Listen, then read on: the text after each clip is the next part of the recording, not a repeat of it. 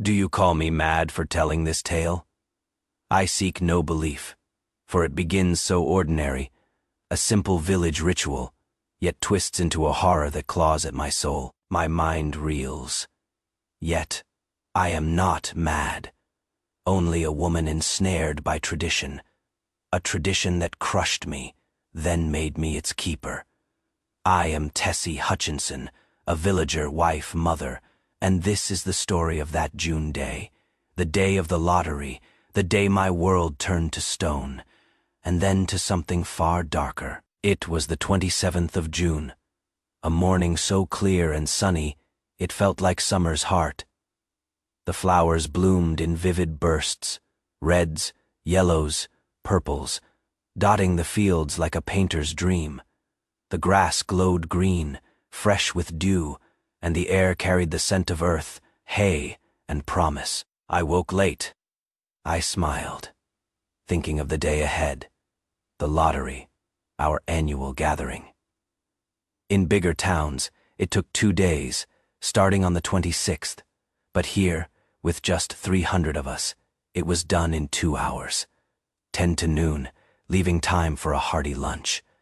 The square filled early between the post office and the bank. The children came first. My Bobby was there, stuffing his pockets with the smoothest stones, round as river pebbles, grinning with Harry Jones and Dickie Delacroix. The girls stood apart, giggling, braiding each other's hair, glancing back at the boys. Toddlers tumbled in the dust or clung to older siblings, their laughter bright as the morning.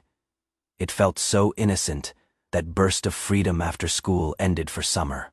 They chattered about teachers, books, scoldings, but soon broke into games, tag, hide, and seek. I watched from my kitchen window, my heart warm. This was our tradition, our village's heartbeat, bringing us together year after year. The men arrived next, my Bill among them, forming quiet groups. They spoke of planting corn, wheat, potatoes, of rains timing, tractor repairs, taxes. Their voices were low, their smiles tight, avoiding the stone pile as if it held some unspoken weight. We women followed, in faded house dresses and worn sweaters, gossiping as we joined our husbands. I was late, as always, my mind scattered. I'd forgotten it was lottery day until I saw the empty house. The kids gone, Bill absent. Clean forgot what day it was. I laughed to Mrs. Delacroix, hurrying along the dirt path, my sweater-slipping hands still damp on my apron. Thought Bill was out back, then realized it's the 27th. She smiled. You're in time, Tessie. They're still chatting up there. I pushed through the crowd, nodding to familiar faces. Mrs. Graves, Mrs. Adams, the Martin boys. I spotted Bill and the kids near the front, waved and squeezed through. Mr. Summers, our lottery officiant, grinned, his round face bright. Thought we'd have to start without you, Tessie. I chuckled. Wouldn't leave my dishes in the sink now, would I, Joe? The crowd laughed, a warm ripple, as they settled back into place. Mr. Summers ran the lottery, just like he did the square dances, teen clubs, Halloween programs. He was jovial, childless. With a nagging wife, folks pitied him for that. He carried the black wooden box, its edges worn splinters catching the light. He set it on a 3-legged stool Mr. Graves brought, muttering as he adjusted it. The villagers kept their distance, an invisible circle around the box, as if it held some quiet power. Need a hand, fellows? He called. After a pause, Mr. Martin and his son Baxter steadied it while Summers stirred the papers inside, his hands deliberate, almost reverent. That box was ancient. Older than Old Man Warner, who'd seen 77 lotteries. It was shabby, faded, chipped, blackened, but no one wanted a new one. Tradition held us tight. Stories said it was crafted from pieces of the original, built by the first settlers who founded our village. Every year, Mr. Summers suggested a new box, but the talk fizzled out. The night before, he and Mr. Graves prepared it, filling it with paper slips. Wood chips were too old-fashioned for our growing village. The box lived in odd places the rest of the year.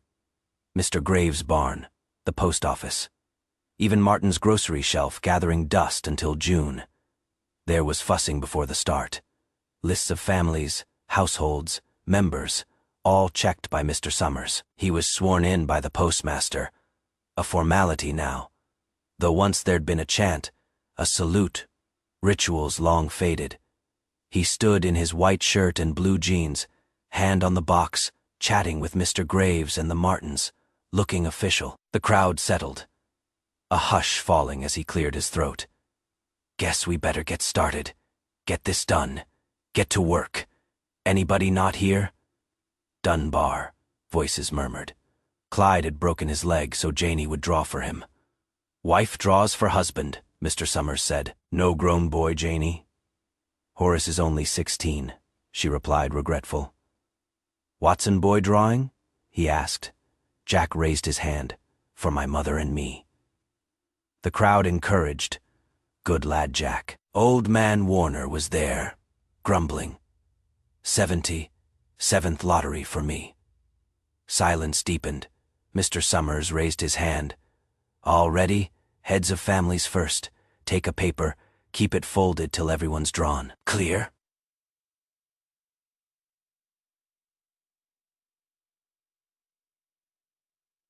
We'd done this so many times. We barely listened. Lips wet, eyes down, a familiar rhythm. Adams, he called. Steve stepped up, nodded to Joe, took a slip, held it tight, returned to stand apart. Mrs. Delacroix whispered to Mrs. Graves. No time between lotteries anymore. Feels like last week. Time flies, Mrs. Graves replied. Clark, Delacroix. Mrs. Delacroix held her breath as her husband drew. Dunbar. Janie walked steadily, murmurs urging her on. Harbert, Hutchinson.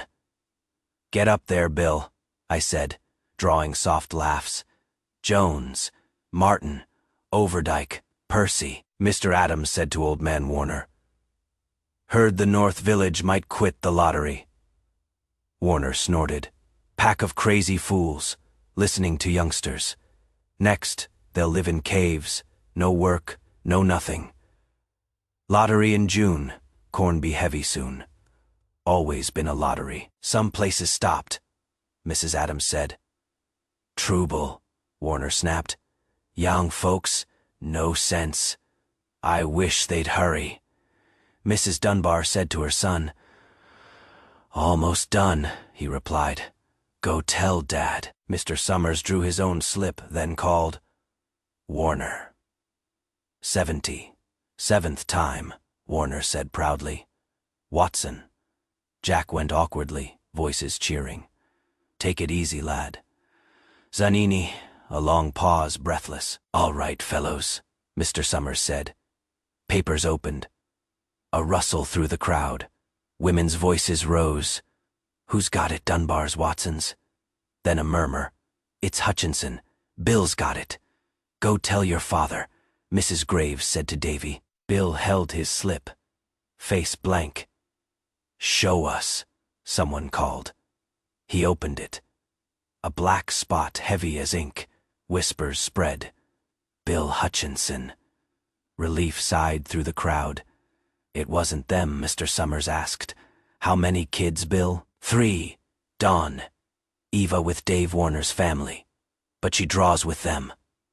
Right daughters with husbands. So Bill Jr., Tessie, Nancy, Davy. The lottery was just tradition. Why this dread? The box was cleared. 5 slips added. Mr. Summers stirred them. Ready? Bill nodded, face tight. Bill Jr. He went, drew, peeked, smiled with relief. Davy, my little boy, stepped up. Fist closed, innocent. I wanted to pull him back. Tessie. My turn. My legs felt like lead. My fingers numb as I reached into the box, took a slip, and stepped back. Nancy. She giggled nervously, her youth a shield. Bill, he drew last, steady but pale. "Listen, folks," Mr. Summers said. We opened our slips, then mine. The black spot, stark and final. "It's Tessie," Mr. Summers said, his voice flat. I screamed, "It isn't fair." Bill grabbed my arm. "Shut up, Tessie. You didn't give him time to choose," I cried, my voice breaking. "It isn't fair," the crowd murmured. Restless. Old Man Warner barked, "Come on, come on." Stones appeared in hands. Men's, women's, even my children's, Bobby. Nancy, little Davy, their faces blank, holding rocks.